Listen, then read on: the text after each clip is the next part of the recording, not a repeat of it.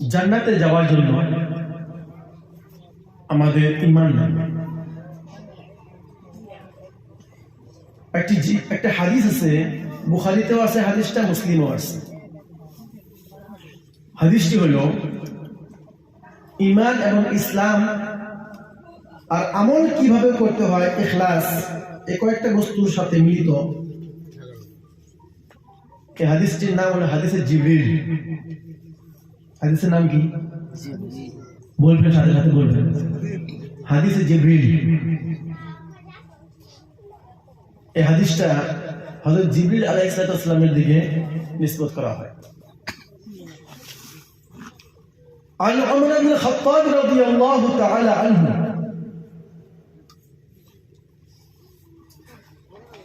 عن علقمة بن وقاص الليثي।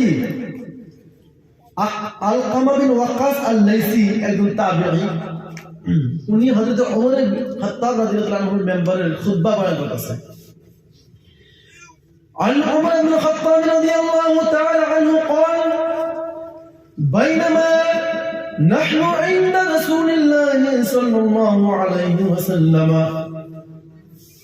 إذ طلع علينا رجل شديد بياض الثياب شديد سواد الشعر لا يرى عليه أثر السفر ولا يعرفه منا أحد। حضرت عمر بن الخطاب رضي الله تعالى عنه বলতেছেন, দেখো তারা জনাবে রাসূলুল্লাহ সাল্লাল্লাহু আলাইহি ওয়াসাল্লামের মজলিসের মধ্যে আমরা বসেছিলাম। হঠাৎ দেখি একজন আগন্তুক ব্যক্তি আসলো, এসে আমাদের সম্মুখে উপস্থিত হলো। তার চেহারার আকৃতি এবং তার লেবাসের সম্পূর্ণ বয়ান করতেছে।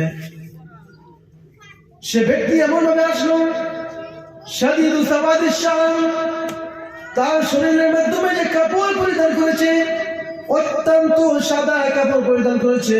ওয়ালা ইউরা আলাইহি আসারুস সফর, তার মাধ্যমে সফরের কোনো নিশানি আমাদের মাধ্যম থেকে দিশা পাইতেছি না। সফরের কোনো লক্ষণ ঠিকানা নাই। এক অত্যন্ত সাদা কাপড়, ও শাদীদু সাওয়াদিশ শাআর, চুলগুলো অত্যন্ত কালো। এমন একজন ব্যক্তি আমাদের মজলিসে এসে হাজির হইল। বসার পর বলতেছেন, فجلس إلى النبي صلى الله عليه وسلم فأسند ركبتيه إلى ركبة النبي صلى الله عليه وسلم। সে রাসূলুল্লাহ সাল্লাল্লাহু আলাইহি ওয়াসাল্লাম বলে বসলেন আর নিজের হাঁটু রাসূলের হাঁটুর সাথে মিলাইয়া দিলেন। ووضع كفيه على فخذيه, তার হাত দুখানা তার উরুর মধ্যে রাখলেন, রানের মধ্যে রাখলেন। রেখে বলতেছেন, ইয়া মুহাম্মদ আখবিরনি আনিল ইসলাম, ও নবী মুহাম্মদ সাল্লাল্লাহু আলাইহি সাল্লাম, আমাকে আপনি ইসলাম সম্পর্কে একটু বলবেন। আমি বলছিলাম না, ইসলাম একটা পৃথক বস্তু, ঈমান একটা পৃথক বস্তু। রাসূলুল্লাহ জবাব দিলেন, الإسلام أن تشهد أن لا إله إلا الله وأشهد أن محمدا عبده ورسوله وأن تقيم الصلاة وتأتي الزكاة وتصوم رمضان وتحج البيت إن استطعت إليه سبيلا। রাসূলুল্লাহ সাল্লাল্লাহু আলাইহি সাল্লাম ওই ব্যক্তিকে জবাব দিলেন, ও আগন্তুক মুসাফির, ইসলাম হলো 5টি বস্তুর মাধ্যমে নিজেকে ধাপিত রাখা, স্থিত রাখা। ইস্তিকামতের সাথে 5টা বস্তুকে অবলম্বন করা। প্রথম হলো কি, নিজের মুখ দিয়ে সাক্ষী দিতে হবে, গওয়াহি দিতে হবে, সাক্ষী দিতে হবে, আশহাদু আল্লা ইলাহা ইল্লাল্লাহ ওয়া আশহাদু আন্না মুহাম্মাদান আবদুহু ওয়া রাসূলুহু। ইসলাম হলো গিয়ে মুখ দিয়ে সাক্ষী দিবে আল্লাহ ব্যতীত কোনো মাবুদ নাই, মুহাম্মদ আলাইহি সাল্লাল্লাহু আলাইহি সাল্লাম আল্লাহ তাআলার আখেরি পয়গম্বর এবং রাসূল। তারপরে তোমার নামাজ কায়েম করতে হবে, 5 ওয়াক্ত নামাজ পড়তে হবে। ধন সম্পত্তি হলে যাকাত দিতে হবে, রমজান মাসে তোমার রোজা রাখতে হবে, আর সাধ্য হলে শক্তি থাকলে তোমার আল্লাহর ঘর জিয়ারতের জন্য হজ করতে হবে। সে বলিয়েছে সাদাকা, আপনি সঠিক বলছেন। হযরত ওমর বলতে আছে ফাআজিবনা লাহু, আমরা তো আজীব হয়ে গেলাম। মানে সাহাবাদের একটা ধারাবাহিকতার নিয়ম ছিল, রাসূল করিম সাল্লাল্লাহু আলাইহি ওয়াসাল্লাম জিজ্ঞাসা করতেন, রাসূল করিম সাল্লাল্লাহু আলাইহি ওয়াসাল্লাম যখন জবাব দিতেন, জবাব সে শোনার পরে আর কোনো পক্ষান্তরে রিপ্লাই হিসাবে আপনি সঠিক বলছেন এই কথাটা সাহাবাদের অভ্যাসস্থ ছিল না, সাহাবাদের সে অভ্যাস ছিল না। রাসূল যা বলবে সঠিক বলবে, এমন কথা তো কে বলে যে জাজমেন্টশন হয়, যে জাজমেন্টশন করে সে তো বলে যে না সঠিক বলছে। হযরত ওমর বলতে আছে আজিবনা লাহু, আমরা তো আজরুজ হয়ে গেলাম। ইয়াসআলুহু ওয়া ইউসাদ্দিকুহু, নিজে প্রশ্ন করে আবার নিজেই বলে যে না আপনি সঠিক বলছেন, তার মানে আগে থেকে কিছু জানে তার মানে ব্যক্তি, অথচ মদিনার কেউ তাকে চিনে না।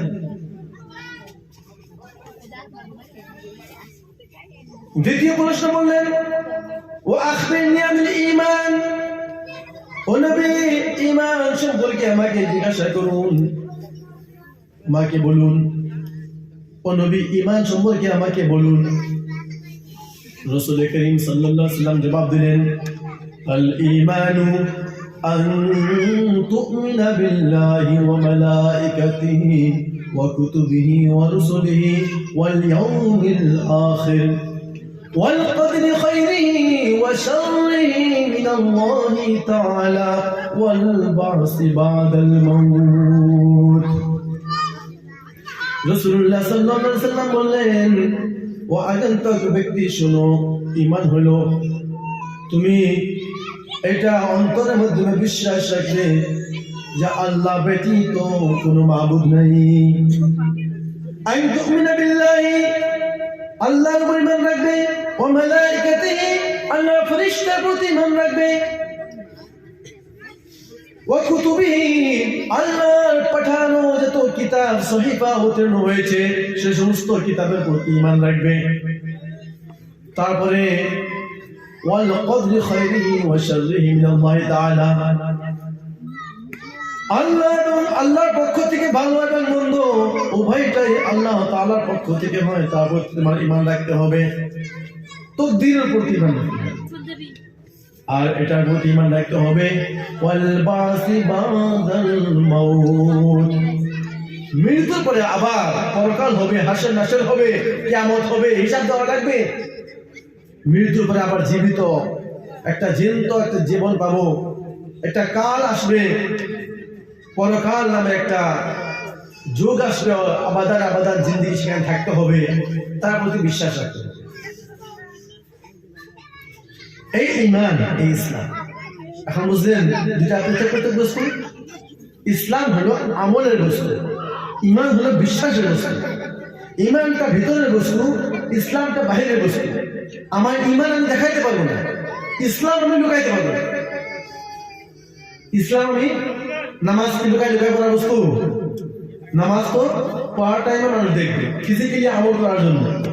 হজ মানুষ দেখবে, দেখার বস্তু। আমার সুপানোর কোনো অপশন নাই। রোজা রাখবো, রমজান মাস আমি রোজা রাখবো, দেখানোর বস্তু। যাকাত দেওয়া এটা দেখানোর বস্তু। এটা আমল কিন্তু কিরকম বস্তু? আমল করবে হবে, করবেন না গুনাহ হবে। আচ্ছা, এখানে মানুষের আমলের মধ্যে মানুষের ঘাটতি হলে কিছুটা কম্প্রোমাইজ করা যায়, কিন্তু ঈমানের মধ্যে যদি এক বিন্দু পরিমাণ ঘাটতি হয়, সে আর মুসলমান থাকলো না, সে আর মুমিন থাকলো না, সে কাফির হয়ে গেল। ঈমানের মধ্যে কোনো কম্প্রোমাইজ নেই। যত নবী আসছে হযরত আদম থেকে নিয়ে হযরত মুহাম্মদ সাল্লাল্লাহু আলাইহি ওয়াসাল্লাম পর্যন্ত সমস্ত নবীদের একটা ঈমান, ঈমানের দিক দিয়ে কোনো চেঞ্জিং নাই। হযরত আদম আলাইহিস সালামের জামানা ছিল, ওনার যেটা দাওয়াত ছিল, সে দাওয়াতের মাধ্যমে আল্লাহ পাকের যেটা প্রতি বিশ্বাস ছিল একই ছিল। آدم صفي الله يقول يوم القيامة يا رب نفسي يا رب نفسي হযরত আদম আলাইহিস সালাম কিয়ামত পর্যন্ত যত মানুষ আসবে রাত থেকে নিয়ে শেষ পর্যন্ত কিয়ামতের ময়দান গিয়ে ঈমানের পাল্লায় গিয়ে সবাই একত্রিত হবে। হযরত আদম আলাইহিস সালাম সফিউল্লাহ ছিলেন, ওনার জামানায় কালিমা ছিল লা ইলাহা ইল্লাল্লাহু আদম সফিউল্লাহ। হযরত নূহ আলাইহিস সালামের জামানায় কালিমা ছিল লা ইলাহা ইল্লাল্লাহু নূহ নজিউল্লাহ। হযরত ইব্রাহিমের জামানায় কালিমা ছিল লা ইলাহা ইল্লাল্লাহু ইব্রাহিম খলিলুল্লাহ। লা ইলাহা ইল্লাল্লাহু মুসা কালিমুল্লাহ। লা ইলাহা ইল্লাল্লাহু দাউদ খলিফাতুল্লাহ। লা ইলাহা ইল্লাল্লাহু ইউসুফ সিদ্দিকুল্লাহ। لا إله إلا الله عيسى روح الله. لا إله إلا الله محمد رسول الله صلى الله عليه وسلم. এই হলো কি সমস্ত আম্বিয়া দিন, সমস্ত আম্বিয়া তার উম্মতকে যে ঈমানের দিকে ডাকছে সেই ঈমানের মধ্যে চেঞ্জিং নাই। কিয়ামত পর্যন্ত সমস্ত প্রাণীর একটা ঈমান, এই ঈমানের মধ্যে কোনো পরিবর্তন নাই। আর এটাই হলো জান্নাতে যাওয়ার জন্য আসল সার্টিফিকেট। মানুষ যখন জান্নাতে যাবে, জান্নাতে যাওয়ার যে আসল যেটা পাসপোর্ট লাগে, ভিসা লাগে, সে ভিসাটা হলো লা ইলাহা ইল্লাল্লাহু মুহাম্মাদুর রাসূলুল্লাহ, অর্থাৎ ঈমান। এটা ভিতরে ঢুকেছে। আর ইসলাম হলো আমাদের আমলের নাম। ইসলামের মাধ্যমে আমি দীক্ষিত কিনা এটা দেখার জন্য নিজেকে আমলের মাধ্যমে আনতে হবে। আল্লাহ রাব্বুল আলামিন আমল রেখেছে জান্নাতের মাধ্যমে স্থান দেওয়ার জন্য, আমল রেখেছে কবরের জিন্দেগিটা সুখময় দেওয়ার জন্য, আমল দিয়েছে হাশরের ময়দানে বিনা হিসাবে আল্লাহ রাব্বুল আলামিনের জান্নাতে যাওয়ার জন্য, আমল দিয়েছে আমার জান্নাতের মাধ্যমে ঠিকানার মাধ্যমে স্তর বাই স্তর উপরের জন্য যাওয়ার জন্য। গতিকে আমাদের ইসলাম এবং ঈমান দুইটা হাতে নিয়ে নিজেকে সামঞ্জস্যভাবে চালাতে হবে। যদি ঈমান ঘাটতি থাকে, ঈমান যদি সে মানুষের মধ্যে না থাকে, সে কাফের হবে। আর ইসলামের মধ্যে যদি ঘাটতি থাকে, সে ফাসিক হবে। কি হবে? ফাসিক হবে। আচ্ছা, উঠাওয়াটি করতেছেন কেন? সমস্যা দেখা যায়। আমি অত টান টুন দিই না। হ্যাঁ, টান দেওয়াটা প্রত্যেকটা কথা টান দেওয়াটা পাগলামি কাজ। এগুলো পাগলামি করার জন্য আসেনি তো। এটা ক্লাসিক হইতেছে, একটা হাদিসের দর্শ হইতেছে, একটা হাদিসের ব্যাখ্যা হইতেছে। হ্যাঁ, একটু বুঝিয়ে কমন সেন্সটা তো আমাদের আছে। এই যে খিদাই উঠে যায়, ওঠা ঠিক না। সবাই একটু জিকির করি লা ইলাহা ইল্লাল্লাহ, লা ইলাহা ইল্লাল্লাহ, লা ইলাহা ইল্লাল্লাহ, লা ইলাহা ইল্লাল্লাহ, লা ইলাহা ইল্লাল্লাহ, লা ইলাহা ইল্লাল্লাহ, লা ইলাহা ইল্লাল্লাহ। আমার দয়ার মৌলা রে,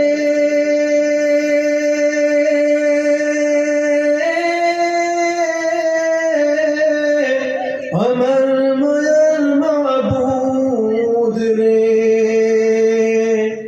কোথায় গেলে পাইব তোমার ঠিকানা? আমি তোমায় পাইবার আসে ঘুরি আমি দেশ বিদেশে, কুরআনের জলসায় করলাম বিছানা। লা ইলাহা ইল্লাল্লাহ, লা ইলাহা ইল্লাল্লাহ, লা ইলাহা ইল্লাল্লাহ, লা ইলাহা ইল্লাল্লাহ ইল্লাল্লাহ ইল্লাল্লাহ ইল্লাল্লাহ ইল্লাল্লাহ লা ইলাহা ইল্লাল্লাহ মুহাম্মাদুর রাসূলুল্লাহ। আমাদের ইসলামের মাধ্যমে দীক্ষিত হওয়ার জন্য, পূর্ণাঙ্গ মুসলমান হওয়ার জন্য আল্লাহ রাব্বুল আলামিনের পক্ষ থেকে হুকুম এটা এসেছে। আল্লাহ রাব্বুল আলামিন বলতেছেন, ইয়া আইয়ুহাল্লাযীনা আমানু তাকুল্লাহা হাক্কা তুকাতিহি ওয়া লা তামুতুন্না ইল্লা ওয়া আনতুম মুসলিমুন। ও ঈমানদার বান্দাগণ, আল্লাহ রাব্বুল আলামিনের প্রতি বিশ্বাস স্থাপন করো, আল্লাহ রাব্বুল আলামিনকে দেখে অমন করে ভয় করো যেমন করে ভয় করা দরকার বান্দা। তারপরে আল্লাহ পাক বলতে আছে, ও বান্দা, অতটুক সময় পর্যন্ত যেন তোমার মৃত্যু না আসে, যতক্ষণ পর্যন্ত তুমি পূর্ণাঙ্গ মুসলমান না হয়ে গেলে। পূর্ণাঙ্গ মুসলমান হওয়ার জন্য কি করা লাগবে? পূর্ণাঙ্গ মুসলমান হওয়ার জন্য আল্লাহ রাব্বুল আলামিন বলতেছেন, লাকাদ কানা লাকুম ফি রাসূলিল্লাহি উসওয়াতুন হাসানা। ও দুনিয়ার মানুষ শোনো, যদি তুমি পূর্ণাঙ্গ মুসলমান হতে চাও, তোমার জন্য সুন্দর আদর্শ রেখে দিলাম আমি জনাবে মুহাম্মদুর রাসূলুল্লাহ সাল্লাল্লাহু আলাইহি ওয়াসাল্লামের জীবনে। রাসূলুল্লাহ সাল্লাল্লাহু আলাইহি ওয়াসাল্লামকে ফলো করো। অন্য আয়াতে বলতেছেন, কুল ইন কুনতুম তুহিব্বুনাল্লাহ। ও দুনিয়ার মানুষেরা বলো, ও নবী মুস্তাফা বলুন, ও দুনিয়ার মানুষেরা, যদি তোমরা আল্লাহ রাব্বুল আলামিনকে ভালোবেসে জিন্দেগি যাপন করতে চাও, আল্লাহ রাব্বুল আলামিনকে যদি তোমরা ভালোবাসতে চাও, ফাত্তাবিউনি ইউহিব্বুকুমুল্লাহ। ও দুনিয়ার মানুষ, আল্লাহকে যদি ভালোবাসতে চাও, তবে নবী বলুন আমার অনুসরণ যেন করে, অর্থাৎ আপনার অনুসরণ যেন করে। নবী বলুন যে ফাত্তাবিউনি, ও আমার উম্মত দলেরা, তোমরা আমার অনুসরণ করো, আমি মুহাম্মদকে তোমরা ফলো করো সাল্লাল্লাহু আলাইহি সাল্লাম। রাসূলকে ফলো করার মতলবটা কি? রাসূলকে ফলো করার মতলব হলো আমি নামাজ পড়ব। নামাজ পড়ার ক্ষেত্রে হলো রাসূল বলতেছেন, সাল্লু কামা রাআইতুমুনি উসাল্লি। ও দুনিয়ার মানুষ, ও আমার উম্মতের দলেরা, তোমরা নামাজ ওই পদ্ধতি অবলম্বন করে নামাজ আদায় করো যেটা পদ্ধতি আমাকে অবলম্বন করতে তোমরা দেখিয়েছো। বলুন সুবহানাল্লাহ। রাসূলকে দেখে দেখে নামাজ পড়তে হবে।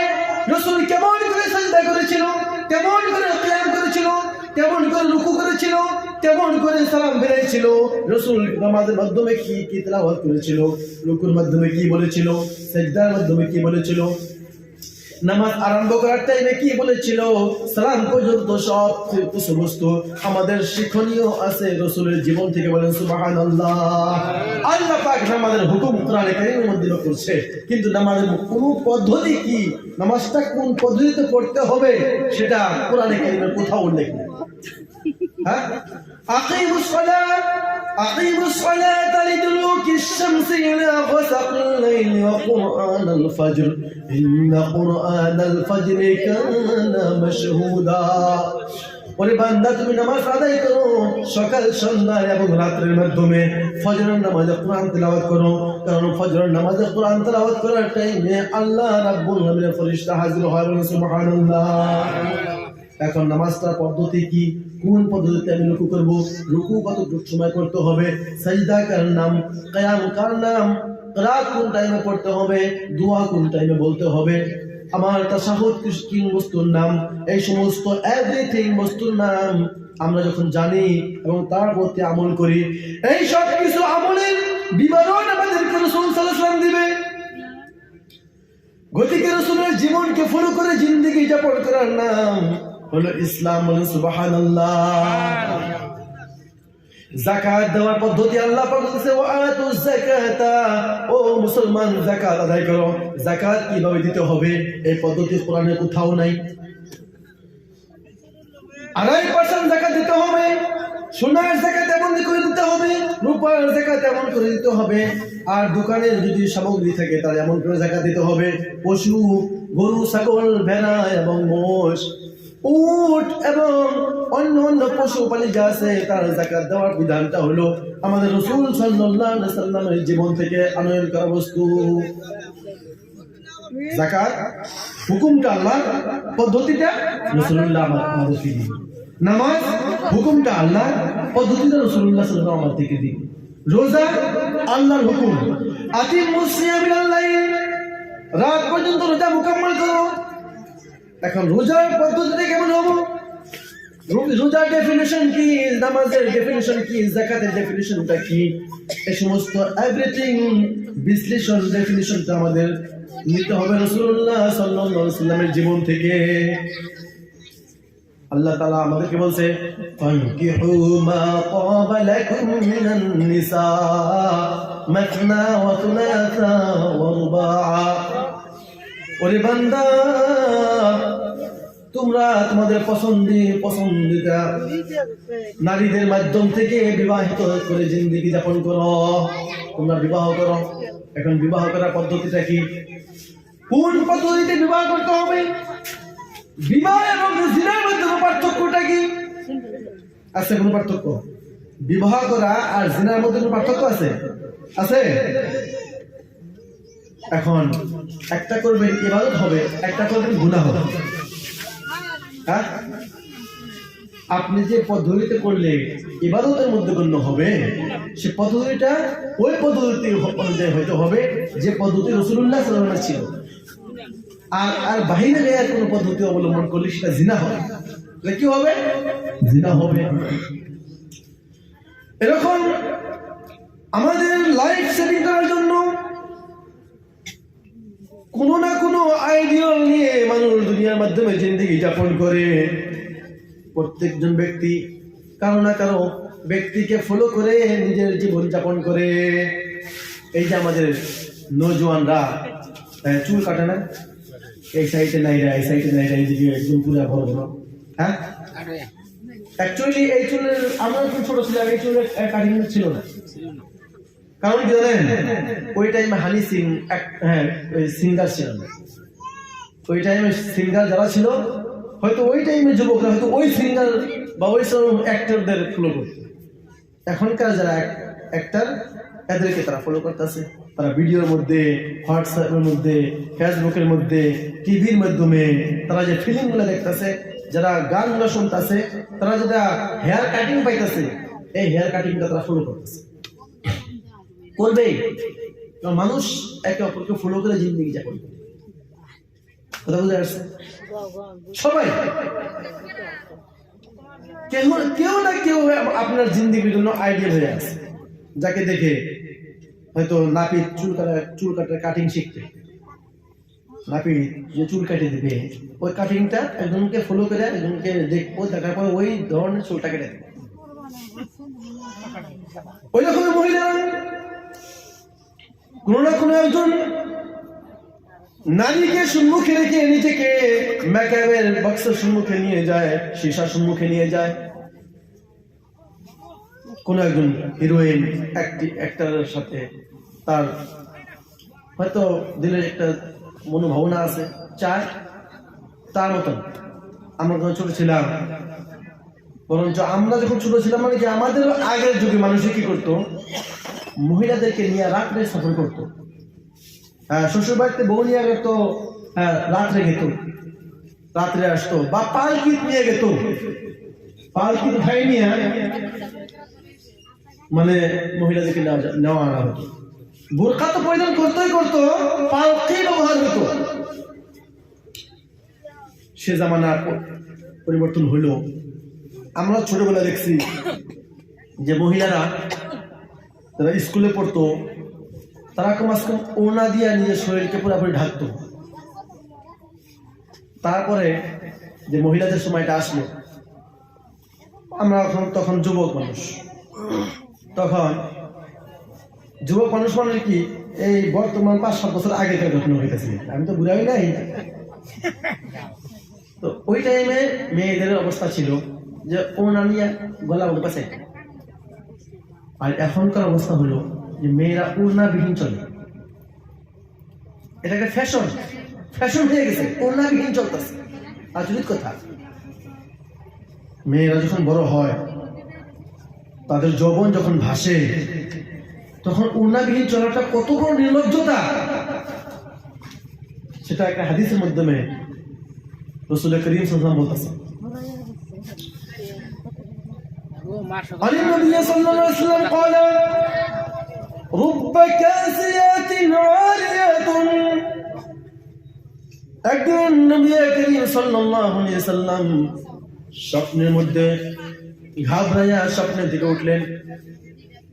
ডরাউনি ভয়ানক স্বপ্ন দেখে কোন একজন মানুষ ঘাবড়ায় যখন যায়, তখন যখন উঠে, উঠার পরে সুবহানাল্লাহ সুবহানাল্লাহ বলতেছেন, আর বলতেছেন রুব্বা কাসিয়াতিন আরিয়াত, বহুত মহিলা আমি এমন দেখলাম যারা কাপড় পরিধান করা আছে, কিন্তু হাসরের ময়দানে তাদেরকে উলঙ্গ থাকা মহিলাদের সাথে হাসরের মধ্যে তারা উঠতেছে। বহুতগুলো মহিলা এমন আছে যারা কাপড় পরিধান করার পরে উলঙ্গ হয়ে আছে। চিন্তা করেন, কাপড় পরিধান করার পরে উলঙ্গ হওয়ার মতলবটা কি? সাহাবারা বোধহয় বুঝে নাই, খালি মাইনে নিছে।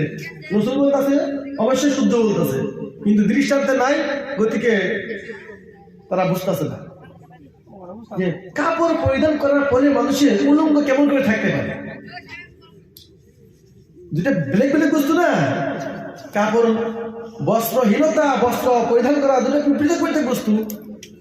হাদিসের মধ্যে বলতেছে রুব্বা কাসিয়াতিন আরিয়াত, বহুত মহিলা, রুব্বা বহুত মহিলা আমি আমার চোখে দেখতে আছে যে কাপড় পরিধান করতে আছে, এবং কাপড় পরিধান করার পরেও তারা উলঙ্গ হয়ে আছে। মাইলাতিন মুমিলাতিন, নিজেরাও আকর্ষণ নিয়ে আছে এবং মানুষকেও আকর্ষিত করতে আছে। হ্যাঁ, আল্লাহ বলতেছেন রুউসুহুন্না কাআসনিমাতিল বুখত, তাদের মাথার খোপা, তাদের মাথার চুলগুলো হবে বুখতি উটের মতন, বুখতি উটের যে কোহান হবে। উটের যে পিঠ আছে, উটের পিঠের মধ্যে একটা উঁচা জায়গা আছে, এখনো নাই, ওই উঁচা জায়গাটার মধ্যে, ওই উঁচা জায়গাটা যে আছে ওটার নাম হলো কোহান। ওটাকে আরবিতে সানামুন বলা হয়, সানাম, আর জামাআত বহুবচন হলো আসনিমাতুন। রুউসুহুন্না কাআসনিমাতিল বুখত, তাদের মাথার চুল এমন যেমন বুখতি উটের কোহান। বুখতন নসলের দিকে ইঙ্গিত করা একটা উটের একটা নসল আছে, সেই উটগুলার মাথার ওই সে কোহানের মধ্যে, উটের উপর পৃষ্ঠের মধ্যে চুল থাকতো, উপরে চুল আর সাইডে চুল নাই, ওই মহিলাদের মাথাটা ওই রকম হবে। আর তাদের কাপড়গুলো কেমন পরিধান করবে, যে কাপড় পরিধান করার পরে তারা উলঙ্গ থাকে, এটা তাদের পরিচয়। তাদের মাথাটা হবে, চুলগুলো হবে বুখতি উটের কোহানের মতো, আর তাদের শরীরে যে কাপড় পরিধান করবে তারপরেও তারা উলঙ্গ থাকবে।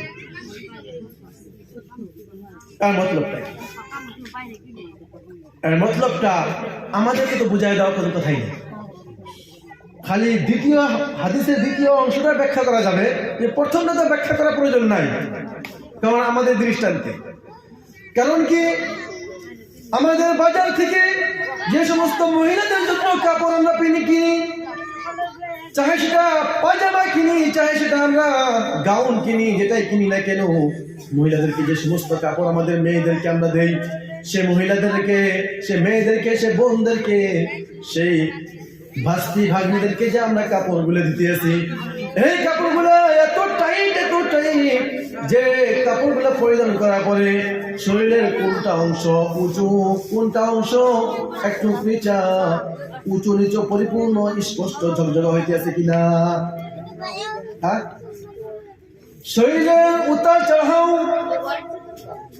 এই পরিপূর্ণ বস্তু যে কাপড়ের মাধ্যমে স্পষ্ট প্রকাশ পাইতেছে, এমন কাপড় পরিধান করা সাফ হারাম, এমন কাপড় কিনা যাওয়াটাও হারাম, এমন কাপড়ের দিকে ইঙ্গিত করাটাও হারাম। ও আমার মা বোনেরা শুনুন, আপনার বেটি, আপনার রাস্তে, আপনি নিজেও যে কাপড়গুলো পরিধান করবেন, আপনারা অনেক বস্তু নিজে শিখেন।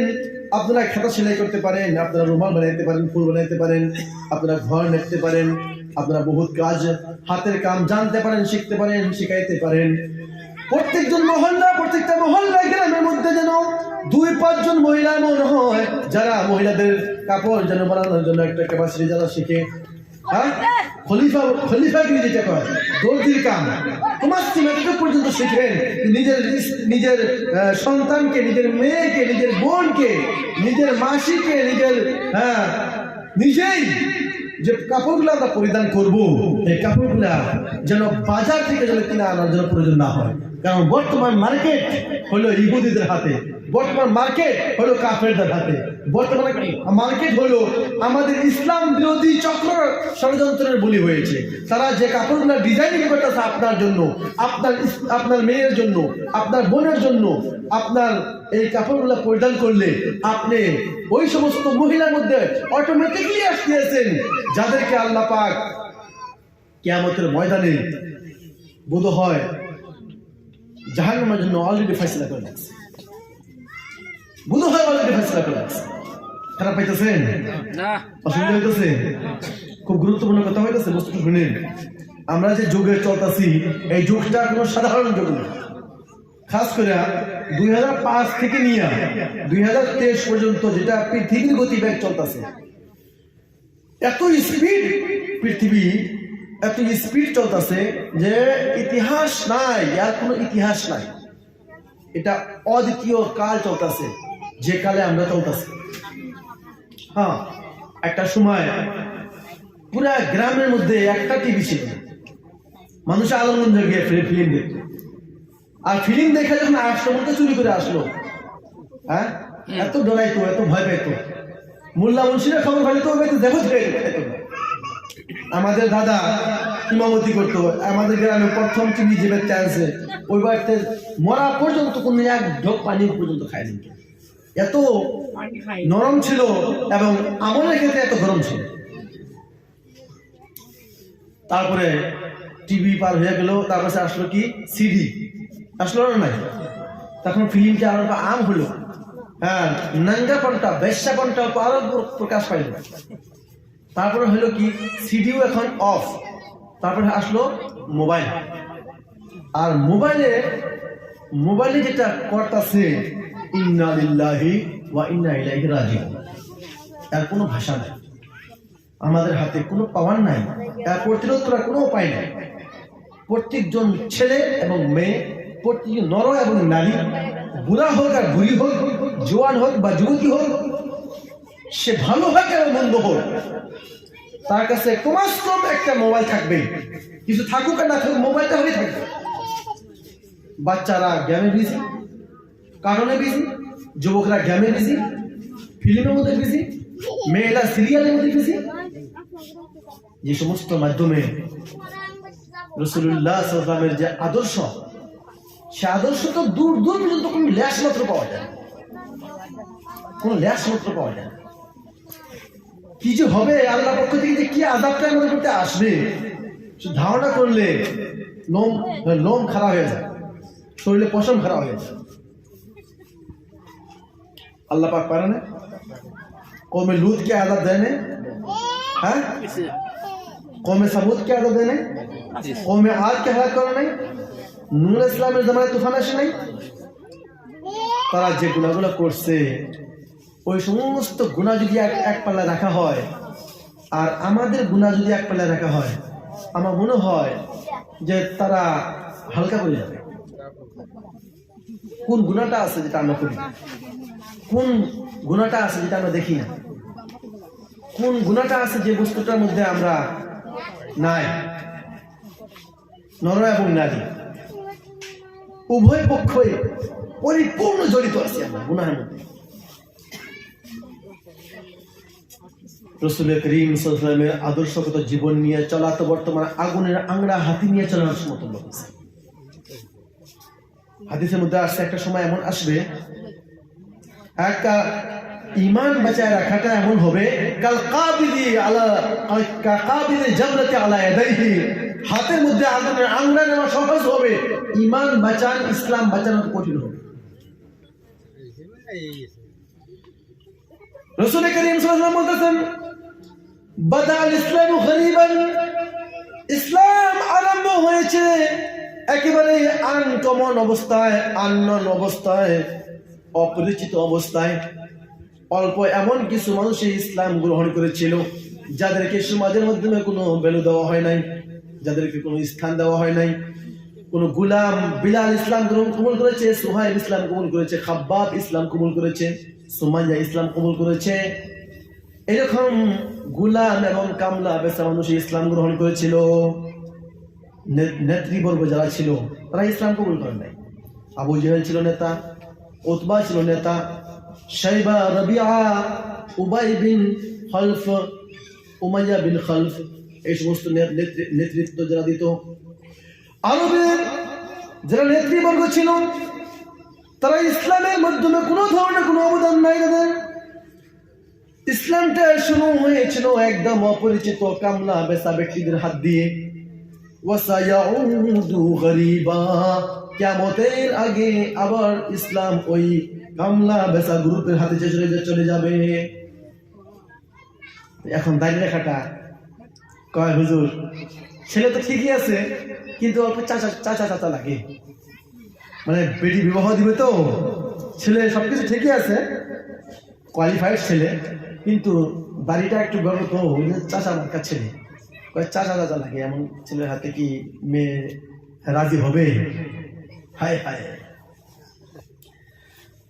অল্প আগে একটা ফতোয়া পড়লাম যে কোনো ব্যক্তি যদি দাড়ি কেটে আয়নার সম্মুখে দাঁড়ায় যদি বলে যে আমাকে ভালো দেখা যেতেছে, হ্যাঁ, তার বউ তালাক হয়ে যাবে, তার ঈমান নষ্ট হয়ে যাবে। দ্বিতীয়বার কালেমা পড়তে হবে যদি খালি এটা অন্তর মধ্যে বিশ্বাস রাখে যে আমি দাড়ি কাটার পরে আমাকে ভালো দেখা যাবে। কারণ কি? কারণ আমি নিজেকে ভালো প্রকাশ করতে গিয়ে রাসূলের সুন্নতকে আমি অবমাননা করতেছি। আর এটা মানা যায়? মানি না, মানব না, মানতে পারি না কুরআনের হাদিসের অবমাননা। কেমন করে হতে পারে? এরকম প্রত্যেকটা ক্ষেত্রে যখন আমরা নিজেকে কোনো একজন মহিলা যখন মেকআপ করে নিজের মাথার চুলকে বাহির করে ওড়নাবিহীন ভাবে, বোরকাবিহীন ভাবে নিজেকে আয়নার সম্মুখে দ্বারস্থ করে এবং ভাবে আমি বহু সুন্দরী হয়েছি, আর পরপুরুষের কাছে যায়, এমন মহিলা রাসূলুল্লাহ সাল্লাল্লাহু আলাইহি ওয়াসাল্লামের বিধান থেকে সে বাগাওয়াত করলো, রাসূলের বিধান, রাসূলের তরিকা থেকে সে নিজেকে দুশমনী করে নিল। এমন পুরুষ যার শরীরের মধ্যে রাসূলের কোনো সুন্নত নাই, আর রাসূলের সুন্নতকে সে আমলিত ভাবে আপনাইতেছে না, ব্যবহার করতেছে না, অন্তরের মধ্যে সেটা কোনো আফসোস নাই, দাড়ি কাটতেছে, কিন্তু ভিতরে একটা কি শিকার আছে, স্বীকারোক্তি আছে, না আমি ভুল করতেছি কিন্তু করতেছি বাস। একজন মহিলা পর্দা করতেছে না, কিন্তু ভিতরে একটা অনুভব আছে যে না পর্দা করা ভালো, পর্দা করাটা ঠিক, কিন্তু আমি কি ভুল করতেছি। দেখেন, গুনাহ তো আমরা করি না, কিন্তু গুনাহ করার কিছু আদব আছে, বুঝেন নাই? গুনাহ করার কিছু ভাগ আছে, একটা লিমিট আছে। আমি নামাজ পড়ি না, যদি আমি কই না নামাজ তো পড়া লাগে, কিন্তু পড়ি না, আয়েশা আমি করি, আপনার ঈমানটা সহি সালামত আছে। আপনি বলবেন যে বাগুনপুরা হলিউড পুরা আপনি একবার না একবার জান্নাতে যাবেন, বুঝলেন না? কারণ জান্নাত আপনার ঈমানের বদলা দেওয়া হবে। যে আমল খারাপ ছিল, নামাজ পড়তে পারেন নাই, দাড়ি কাটছেন, আপনি রোজা রাখতে পারেন নাই, এর কারণে আপনার গুনাহ হবে, আল্লাহ যদি মাফ না করে আপনার জাহান্নাম কাটতে হবে। আর যদি আল্লাহ মাফ করে দেয় তাহলে তো কোনো কথাই নাই। আল্লাহ প্রত্যেকটা বস্তুর প্রতি শক্তি রাখে, ও আলা কুল্লি শাইইন কাদির, আপনাকে মাফ করার শক্তি রাখে। আল্লাহ পাক যদি দয়া মেহেরবানি করে যদি করে যাও তোমরা যা করছো না আমি সব মাফ করে দিলাম, আল্লাহ পাক বলবে, সেটাও একদিন বলবে কিয়ামতের ময়দানের মধ্যে। এটাও আসে পাওয়া যায় যে একটা সময় আসবে আল্লাহ সমস্ত বান্দাকে বলবে, যাও তোমাদেরকে আমি মাফ করে দিলাম, তোমরা তোমাদের নিজেদের হক, একে অপরের যে হক নষ্ট করছো সেটা মিটমাট করে নাও। ওদিকে যাই না, দ্বিতীয় টপিক আমি এদিকেই আসতেছি। আমরা যে পজিশনে চলতেছি বা নিজের ফ্যামিলিকে মেনটেন করতেছি আর পরিবেশটাকে যে ধরনের ক্রিয়েট করতেছি, আমরা পরিপূর্ণ ইসলাম বিরোধী, ইমান বিরোধী, দাজ্জালের সৈনিক হওয়ার জন্য নিজেকে পুরোপুরি কম্পিটিশনের সাথে আগ বাড়াইতেছি। খারাপ দাজ্জাল নাম হন নাই? দাজ্জাল আসতেছে, দাজ্জাল আসতেছে। দাজ্জালের আগে আগে ইমাম মেহেদী আসে। ইমাম মেহেদী প্রায় আসবেই। যারা গবেষক, যারা ইসলামের বিচক্ষণতার হাতে যারা ইসলামকে স্টাডি করে, তারা তো কাগজ কলমে অঙ্ক কইরা ফলাফল বাইর করে এরা কাগজ কলম থুয়ে দিছে। এখন তকদিরের উপর মানে বসে গেছে যে এখন আমাদের অঙ্কতে শেষ, এখন ইমাম মেহেদী আসারই কথা। কিন্তু কবে আসবে, কোন দিন আসবে, এই দিনটা আল্লাহ ব্যতীত কেউ জানে না। কথা ঠিক কিনা? যারা বিশেষজ্ঞ ব্যক্তিরা, যারা ইসলামকে গবেষণা করে জানে এবং বুঝে, তারা বলতেছে যে এই দুনিয়া কিয়ামতের একদম নিকটবর্তী অবস্থার মধ্যে এসে গেছে। থার্ড ওয়ার্ল্ড ওয়ার এন্ড দাজ্জাল, তৃতীয় বিশ্বযুদ্ধ এবং দাজ্জাল, এই সম্পর্কিত বহুত কিতাব আসছে মার্কেটে, বহুত কিতাব আসছে। আমি একটা কিতাব পড়ছি, একটা না কয়েকটা কিতাব পড়ছি, কিন্তু তৃতীয় বিশ্বযুদ্ধ এবং দাজ্জাল সম্পর্কিত একটা কিতাব পড়ছি। কিতাবটা আফগানিস্তানের তালিবানদের জেনারেল সেক্রেটারি মৌলানা আসিম ওমর উনি লিখছি। খুব গোপনীয় ভাবে কিতাবটা পড়া হয়েছে, ব্যান লাগানো আছে কিতাবের, বহুতগুলো কিতাবের উপর ব্যান লাগানো আছে, বহুতগুলো বয়ানের উপর ব্যান লাগানো আছে। যেখানে সেখানে যা তা পড়া অত সহজ না। ওই কিতাবের মাধ্যমে যে সমস্ত পাইছি আর সমাজে যা কিছু দেখতেছি, দাজ্জাল আসার জন্য যেটা ভূমিকা, সে ভূমিকার অন্তিম অবস্থায় আসছে। এখন দাজ্জালের পদার্পণ হয়। দাজ্জালের পদার্পণের মাধ্যম থেকে একটা হলো ইমাম মেহেদী আসবে। ইমাম মেহেদীর আগে একটা বিশ্বযুদ্ধ শুরু হবে। বিশ্বযুদ্ধ যেটা হবে, এই যে বর্তমান যে মধ্যপ্রাচ্যের মধ্যে যুদ্ধ চলতেছে না নাই, মধ্যপ্রাচ্যের মধ্যে যুদ্ধ চলতেছে। এই যুদ্ধের মাধ্যমে ইন্টারন্যাশনাল নিউজ গুলার মধ্যে যেটা ভাষা প্রয়োগ করতেছে, যেটা ওদের থাম্বনেলের মধ্যে যে শব্দগুলো আসতেছে, শব্দগুলো একটু দেখেন তো। The third world war, तीसरा विश्व युद्ध शुरू हो चुका है। ये জয় বাইডেন বলতেছে যে এটা তৃতীয় বিশ্বযুদ্ধ শুরু হয়েছে। ভ্লাদিমির পুতিন বলতেছে যে বিশ্বযুদ্ধের মধ্যে আমরা আছি। অনেক বড় বড় গবেষকরা বলতেছে যে বিশ্বযুদ্ধ শুরু হয়েছে এটা। আর বিশ্বযুদ্ধ যখন শুরু হবে, তখন কমাস কম 800 কোটি মানুষ, 850 কোটি মানুষের মাধ্যম থেকে 1/3 বিশ্বযুদ্ধের মধ্যে জবাই হবে। 1/3 বুঝি 1/3 মানুষ বিশ্বযুদ্ধের মধ্যে মারা যাবে। অর্থাৎ 2.5 লাখের মতন, প্রায় 2.5-3 লাখের মতন মানুষ, মানে 2.5-3 কোটির মতন, 2.5-3 কোটির মতন, 2.5-3 কোটির মতন মানুষ মারা যাবে যদি বিশ্বযুদ্ধ, এটা যদি বিশ্বযুদ্ধ হয়। কোনো একটা দেশ বাকি থাকবে না, সেখানে শরীক হবে। আর বর্তমান কোন দেশের হাতে এইরকম করে আটকে লিখে, যেরকম আটকে মানুষ, এই যে আমরা গাড়িটা খেলাইছি, কপ ধরছে না, কপ ধরলে খেলাগুলো আর প্লেয়ার আইবার পাই নাই। একে মানে আর এক কদম আগার কোনো সময় নাই। প্রত্যেকটা দেশের সাথে আরেকটা দেশ এমন ভাবে আক্রান্ত আছে, যেমন ঢাক খেলার মধ্যে মানুষের কপ ধরলে যেমন অবস্থা হয়, অমন অবস্থা প্রত্যেকটা দেশে হয়ে গেছে। যখন যুদ্ধ ইসরায়েল চলতেছে না, ইসরায়েলের এবং ফিলিস্তিনের যুদ্ধ চলতেছে, আপনি আর আমি সেখানে আক্রান্ত। কেমন করে ইসরায়েলের যত সামগ্রী আমরা খাইতেছি, ব্যবহার করতেছি, লাখ সাবান আছে না ইসরায়েলের, এই যে এই সার্ফগুলো, এই যে এরিয়াল সার্ফ এক্সেল ইসরায়েলের, যত ধরনের আমরা এই যে হাগিস ইউজ করতেছি ইসরায়েলের, যত ধরনের আমরা পাউডার গুলো ইউজ করতেছি, আমরা ক্রিম গুলো ব্যবহার করতেছি, আমরা টুথপেস্ট ব্যবহার করতেছি, আমরা যে সমস্ত বস্তুগুলো আমরা মার্কেট থেকে নেই তার 80% ইসরায়েলি কোম্পানি। যেগুলো আমরা কোল্ড ড্রিঙ্ক গুলো যে ব্যবহার করতেছি, কোকা কোলা হোক বা পেপসি হোক বা থামস আপ হোক, সব ইসরায়েলি কোম্পানি। বুঝলেন? পেপসি পেপসি PE, হ্যাঁ না, PSI, পেপসি, তাই তো? এটা কিন্তু পেপসি কোনো নাম না। পেপসি হলো একটা হলো শর্টকাট শব্দ, এর একটা ফুল ফর্ম আছে।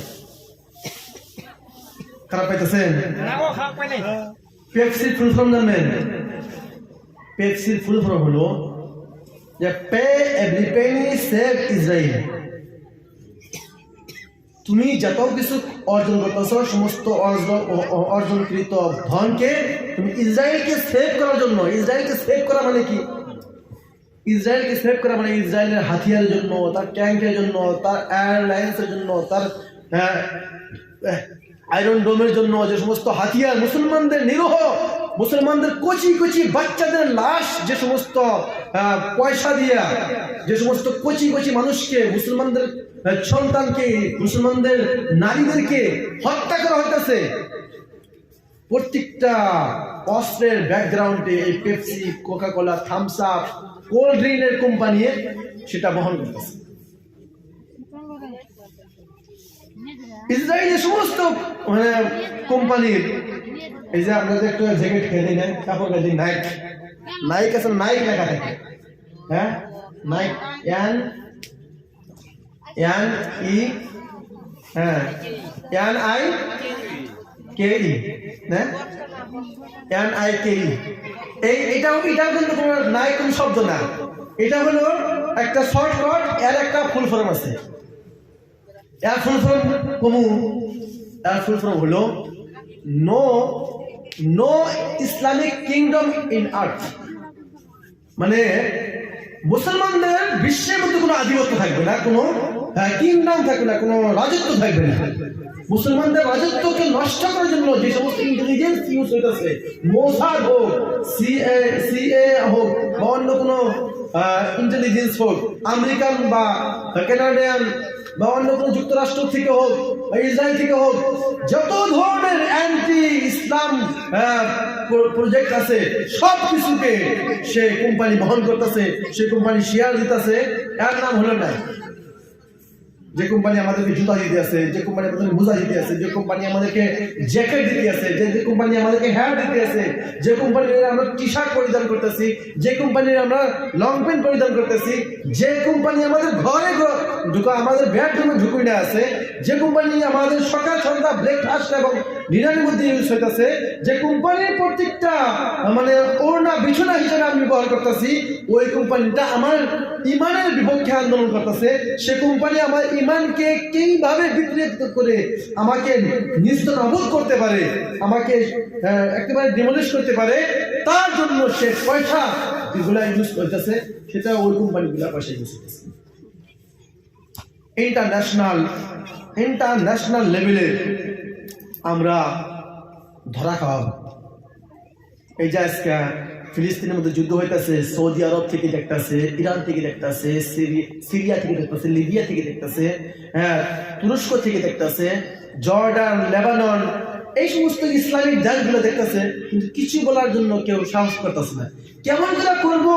তারা বেডরুমের মধ্যে তাদের ইন্টেলিজেন্স ঢুকিয়ে আছে, মানে একটা আ করার পরেই বা করার আগে তাকে হত্যা করে ফেলা হবে। কথা বুঝে আসছে? ইয়াসির আল আরাফাত এই ফিলিস্তিনের প্রাক্তন রাষ্ট্রপতি ছিল। ইয়াসির আল আরাফাত সে এই ইসরায়েলের বিরুদ্ধে যখন সে অ্যাক্টিভ হওয়ার জন্য নিজেকে পজিশন আনছিল, তখন সে মারা যায়। ব্যাকগ্রাউন্ডে জানা গেল তার একটা স্ত্রী ইহুদি ছিল। তার একটা স্ত্রী কি ছিল? ইহুদি ছিল। আরব কান্ট্রিতে, দুবাই হোক বা কাতার হোক বা আবুধাবি হোক, এই সমস্ত বড় বড় যে বাদশাগুলো আছে, কিংগুলো আছে, প্রত্যেকের হয়তো বাবুর্চিখানায় একটা ইহুদি আছে, ওই বেডরুমে একটা ইহুদি আছে, তার ড্রাইভার একটা ইহুদি আছে, তার ফ্যাক্টরি তার চিফ জেনারেল সেক্রেটারি ইহুদি আছে। এদের মাধ্যমে ঘেরা হয়ে আছে। এই মানুষটা এত দুর্বল হয়ে আছে যে শুধু এনজয় করতে পারবে, সে এনজয় করতে পারবে, কিন্তু ইসলামের বিপক্ষে আন্দোলন করেওয়ালাদের বিপক্ষে হিমালয় পর্বতের মতন ধার হবে। এই পয়সা তার কাছে আছে, কিন্তু পয়সা থাকার পরেও সে ইউজ করা হয়েছে। এই সব কিছুর কারণটা হলো কি? কারণটা হলো সে মহা কিয়ামতের দিন অতি নিকটে ধারস্থ। আর তার আগের যে সমস্ত ভূমিকাগুলো ছিল, ওই ভূমিকার মাধ্যমে একটা ছিল وأن ترى الحفاة العراة العالى رعاء الشاء يتطاولون في البنيان।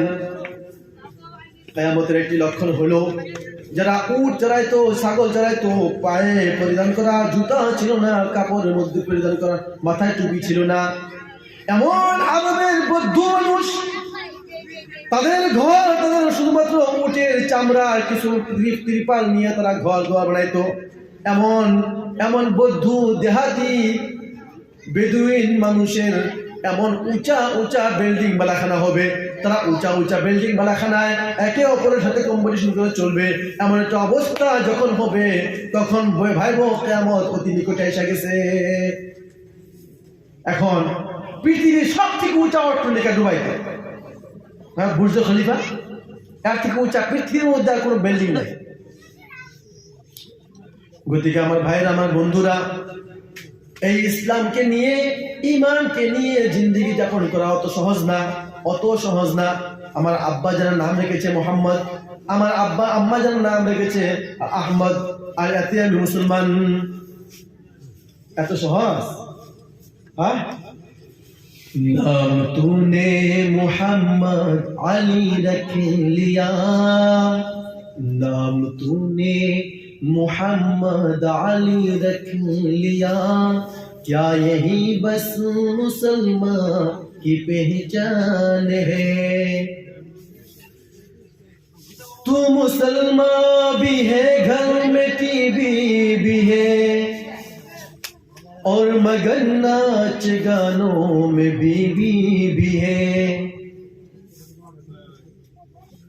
এই সমস্ত অবস্থা